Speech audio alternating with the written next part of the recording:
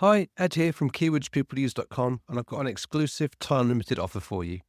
If you book a product demo with Keywords People Use, I'll give you a free 7-day trial of our standard plan, which allows you access to our new content optimization tool. This tool hooks into your Google Search Console data so we can find all the keywords you're ranking for and what pages are ranking. We then crawl your site content and use advanced machine learning techniques like embeddings and cosine similarity to find you content optimization opportunities that will quickly boost your impressions and clicks from Google. This new feature in Keywords People Use is already showing results for people using it. Don't miss out on the opportunity of a 7-day free trial. Just go to keywordspeopleuse.com/demo to book your slot.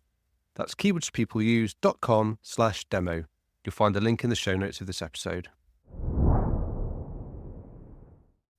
Hi, Ed Dawson here. And as I'm a bit busy at the moment and need a break, welcome to another one of my Best of SEO is Not That Hard podcasts. These are the episodes from the back catalogue that I think have the greatest hits and ones that are still relevant and provide great value for you. So without further ado, let's get into the episode. Hello and welcome to SEO is Not That Hard. I'm your host, Ed Dawson, the founder of keywordspeopleuse.com, the solution to finding the questions people ask online. In today's episode, I'm going to share my tried and tested process for coming up with great ideas. A common theme I hear from people regularly when looking at where to get started in business with websites, with SEO, is ideas. Where to start, what to do, what ideas to work on, how to have good ideas. And this is something that, I struggled with myself back in the day. But I overcame that by realising there's only one way to have good ideas, and that's to have lots of bad ideas too. It's only by having lots of bad ideas that eventually the good ones will come to the surface. The fact is, you'll be having ideas all the time, but you probably just forget most of them. That's basically what happens with me. So the process I developed was I started recording every single idea I ever had when it came to business, when it came to websites, when it came to content, when it came to kind of any idea related to the work I was trying to do. I recorded the idea. And I did this quite simply to start with. I just got myself a little moleskin notebook, and every new idea I just wrote on a new page, a brief headline, what the idea is.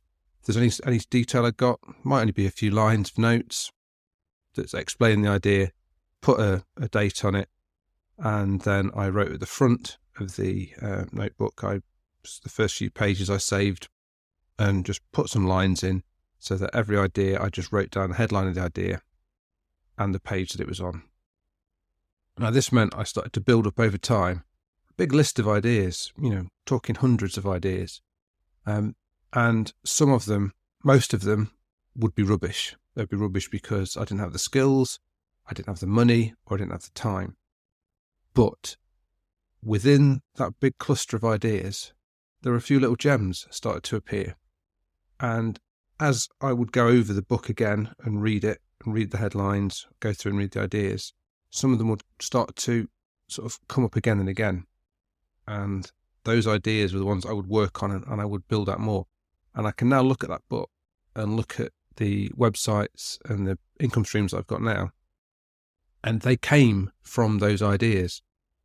If I hadn't written those ideas down, ideas are fleeting. If you don't write them down, they tend to go. So what you need to do is literally just start writing all your ideas down. You don't need to act on them. Often just the act of writing them down removes them from your brain and you forget about them. The bad ones just go away. But the good ones you can come back to, you can see them in there and you can revisit them. And that's how you start to surface the good ideas. Now, I've taken this process one step further nowadays with, for example, with Keywords People Use. I'm constantly having ideas about new things we can implement, new ideas for content. And so what I do is I will record each of those ideas in Trello. So we use Trello within Keywords People Use to manage our processes and ideas and the workload that we're working on and new developments. So I just have a column in Trello with ideas, and any new ideas that come up related to Keywords People Use, I'll stick in there. And they're there for anyone on the team to comment on, to say they're a good idea or a bad idea. I always say these are just ideas. Don't get hung up on them. This is stuff that we might want to think about. And if you put those ideas out there, then the good ones will start to rise to the surface and the bad ideas tend to get shut down or disappear. But if we don't write them down, if we don't record them, then those ideas are fleeting and they get lost. So this is the real core thing about how to have great ideas, is just to record all your ideas. We're all having ideas all the time.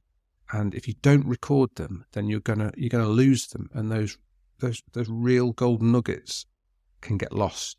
So what you've got to do is dead simple. Just write them down. You don't have to use a notebook like I did. You don't have to use Trello. You can use whatever system works for you, but just record them all. Write them down.